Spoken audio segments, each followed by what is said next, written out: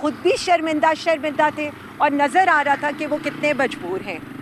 आज मुझे ज़राए से ये भी पता चला कि ये जितने लोग हमारे ख़िलाफ़ झूठी गवाहियाँ दे रहे हैं, जिन्होंने हमारे ख़िलाफ़ झूठे पर्चे बनाए हैं, सबके नाम नोट हो रहे हैं। और हम सिर्फ इतना समझते हैं कि सरकार इनको जो तनख्वाह देती है वो आवाम की अमनो अमान के लिए देती है, ना कि एक पार्टी को पॉलिटिकली विक्टिमाइज़ करने की।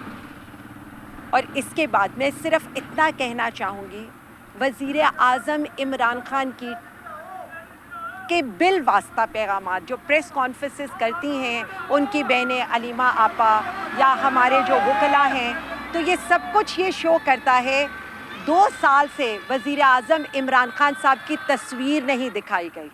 2 साल से अवाम ने उनकी आवाज़ नहीं सुनी। 2 साल से उनका पैगाम बिल वास्ता इस कौम को जाता था। तो मुझे तो लगता है कि अरबाब इख्तियार उनके इस पैगाम से भी खौफज़दा है, क्योंकि जो ऑर्डर्स आ रहे हैं वो यही शो करते हैं।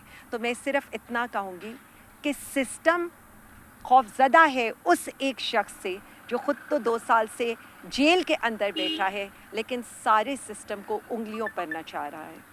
जब हमसे ये सवाल किया जाता है कि हम क्यों डट के खड़े हैं, तो मैं आपको सिर्फ इतना बता दूं, हम इसलिए उनके साथ डट के खड़े हैं क्योंकि हमें ये पता है कि सियासी इस्तेहकाम सिर्फ वज़ीर आज़म इमरान खान के वज़ीर आज़म बनने से आएगा।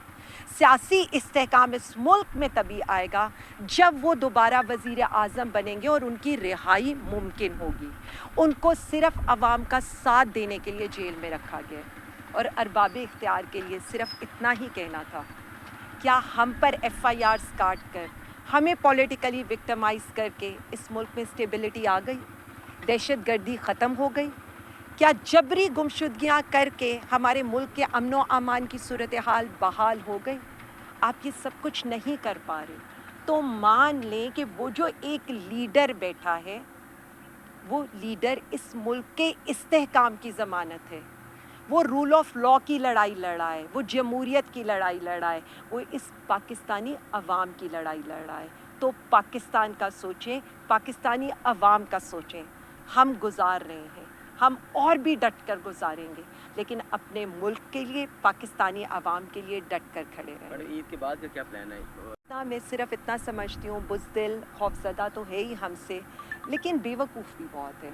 आप ये देखें कि आप एक जलसा रोकते हैं, मुल्क भर में जलसे हो जाते हैं, पूरा सिंध सड़कों पर आ जाता है, पूरा पाकिस्तान सड़कों पर आ जाते हैं, तो क्या फ़ायदा हुआ?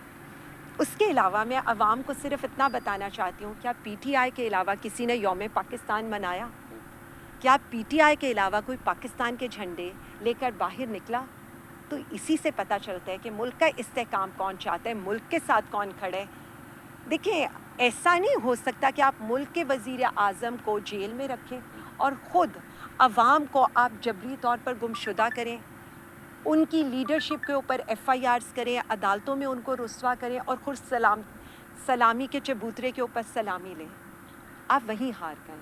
मैडम, जो FIA का जो नोटिस आया है उसमें क्या? तो मैं ये बता दूं कि रात गए मेरे घर FIA का नोटिस फेंका गया, और मुझे तो नहीं अंदाज़ा होता, हो भी सकता था कि सुबह हमारा माली पहले ही आके उसको रद्दी की टोकरी में फेंक देता। और उधर मेरी पेशी आज 11 बजे थी, यहाँ भी मेरा जेल ट्रायल था, और मेरे पास वाकई जैसे इन लोगों ने तो हमें यही शो करने की कोशिश की हुई थी कि हमारे पास सुपर पावर्स हैं, और हम उन सुपर पावर्स के तहत कभी मियाँ वाली, कभी सरगोदा, कभी फैसलाबाद हो सकते हैं, और कभी रावलपिंडी या कोयटा हो सकते हैं। तो यही ये एक्सपेक्ट कर रहे थे कि मैं आज यहाँ जेल ट्रायल में भी आऊँ, और जो सुबह अलल सुबह भी नहीं मैं कह सकती, ज़ाहिर है रोज़े के बाद जब मैंने उसको देखा तो उस वक्त ऐसा टाइम था कि मैं पेश नहीं हो सकती थी।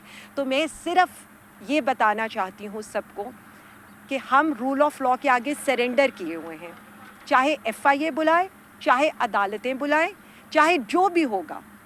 बेशक कि 26वीं तरमीम के बाद जो अदलिया के हालात हैं वो आप सबके सामने हैं, लेकिन उसके बावजूद चूँकि हम रूल ऑफ लॉ, डेमोक्रेसी की जंग इस मुल्क में लड़ रहे हैं, तो हम हर जगह पेश होंगे और हम हर जगह आवाम को ये बताएंगे कि उनकी जंग हम हर जगह लड़ेंगे। हम पर फ़र्द जुर्म आयद हो चुका था, आज यहाँ पर शहादतें शुरू हुई हैं, اور ہم تو صرف اتنا کہہ سکتے ہیں کہ رمضان میں ہم سنا کرتے تھے جھوٹ بولنا منع ہوتا ہے. جس طرح کے جھوٹ بولے جا رہے ہیں, جس طرح کا کام کیا جا رہا ہے, تو ہم اتنا بتائیں گے